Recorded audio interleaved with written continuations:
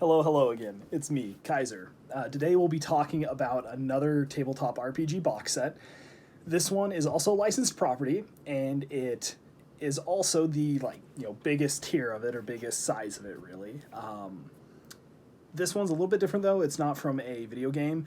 It's actually from a comic and kind of movie series. Now, this and this bag right here, which you might not be able to see super well, come from the Hellboy Kickstarter, the Hellboy Tabletop RPG Kickstarter. This one is the Super Director Pledge, or the Field Director Pledge, as I believe it says on this box, and this was the highest level you could get.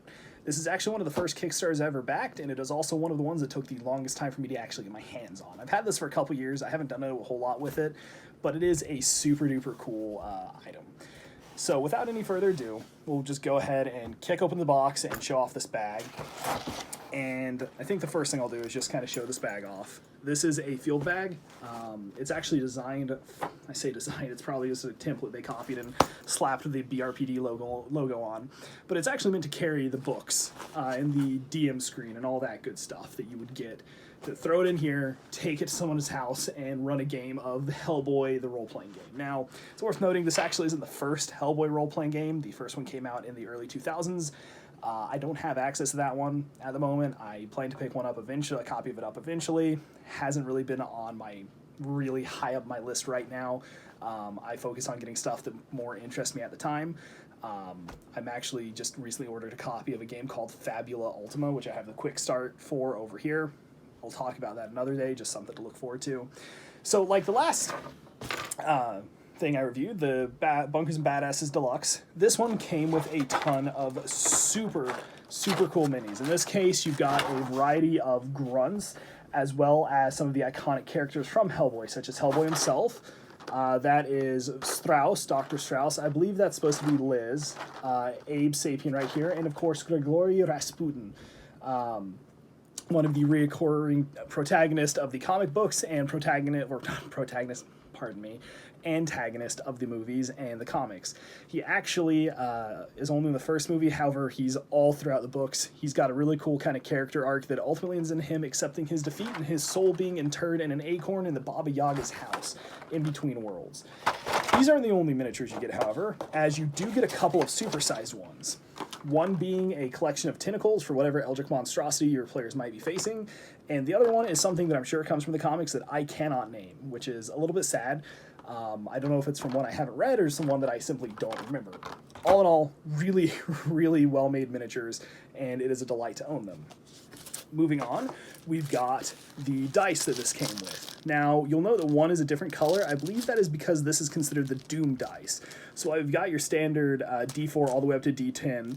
You have a couple others that are meant to, or at least one other one, I don't know if it's this D10 or this D12, that is used with the Doom mechanic that they added. Then, right after that, you have the BPRD field manual, which is, I believe, every single digital stretch goal compiled into a physical copy. This is something that you had to order extra. I think it's been 3 years now since I funded this Kickstarter. I believe I did it in July 2020, so we're, right around that mark. And then it also has a super duper cool poster that also serves, if you flip it, as a timeline of Hellboy. Now, the poster has several iconic characters, such as, I believe, the aforementioned Rasputin. You've got Hellboy, Abe Sapien. That's Abe Sapien. I think that's not Abe. That might be, I can't remember his name. That might be the Golem. But Lobster Johnson, of course, one of my personal favorites. And then, kind of more on from that, we come to the actual book, which is contained in this lovely slipcase. And again, this is the highest tier that was available. I'm a sucker for that stuff. So are several of my friends. We spend way too much money on this silly stuff. This is the leatherette copy of it. Rather than just your standard cover, it comes with a special, fake leather cover, and then, of course, your actual rule book. Now, it's worth noting that the rules here are not really something I'm interested in anymore. That's one of the reasons it sat in this box so long, unused. This is a 5th edition adaptation, and I'm not that big of a 5th edition fan anymore. I played it for a while, I ran it a few times, and it's not quite my speed. However, I will not deny that the book itself is gorgeous. using panels from the comics all over, as well as having some interesting mechanics they added on. It's not just a one-to-one copy to 5th edition, like something kind of like the Dark Souls role-playing game is, at least the one that was released in the North America, I think European hemisphere. That being said, I don't know how well it would work for Hellboy. I think it would work pretty well, honestly, because Hellboy is very pulpy, kind of. So having those kind of distinct kind of classes and races would probably work pretty well for something like this. That being said, I do want to take a quick peek to see if they have a monster manual, because I'm a sucker for those. Here we go. Foes and allies, beings of myths and magic, doom. So you've got your standard stuff like giant bats, brown bears, which shouldn't really be in here. Like giant bats, yeah, but a brown bear, like maybe, but that just feels a little bit tame. Or an ape, which I will give it. Apes were in the comics. I believe he actually fought a like superpowered monkey once, or an ape. Been a while, but good bit. But then you get to the demonic enemies, which is good. That's really what the meat and potatoes of this should be: the demonic, the fey, the evil. So Nazi minions, which is actually kind of cool. I like this. Rattenführer. Soldiers need their commanders. These guys are just that. They point their machine guns and start blazing. Take them out first. So seems like probably just a Nazi zombie. Rasputin is listed as an enemy. Legendary agent feat recommendation table. That's interesting.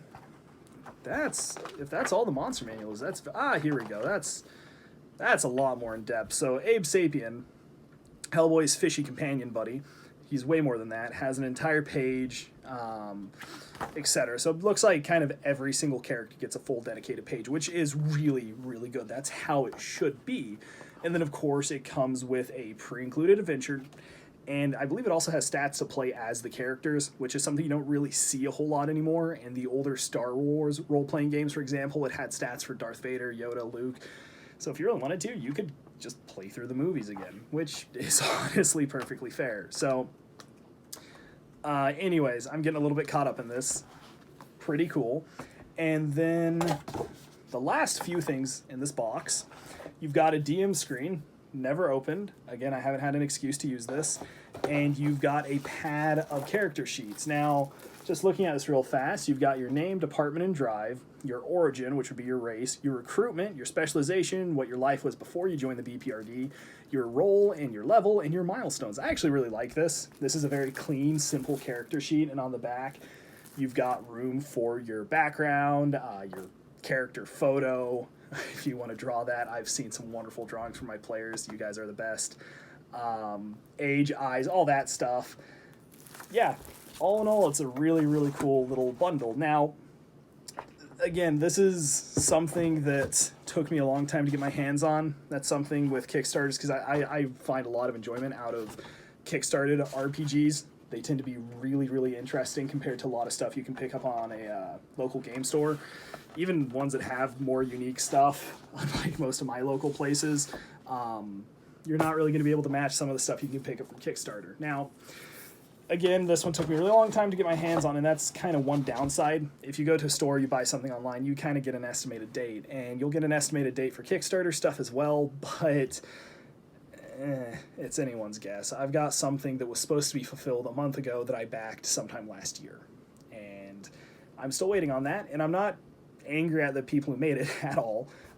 If anything, I feel bad for them. It seems like a lot of really unfortunate stuff has happened to delay the process, but that's just something you need to keep in mind. And with that, I hope you all have a wonderful night, day, whenever. Hopefully, again, more content coming soon. Please let me know if there's anything you'd like to see. I've got a few ideas, and I've got a pretty big collection to explore, but I'm always happy to take suggestions. So this is Kaiser, and I'll see you later.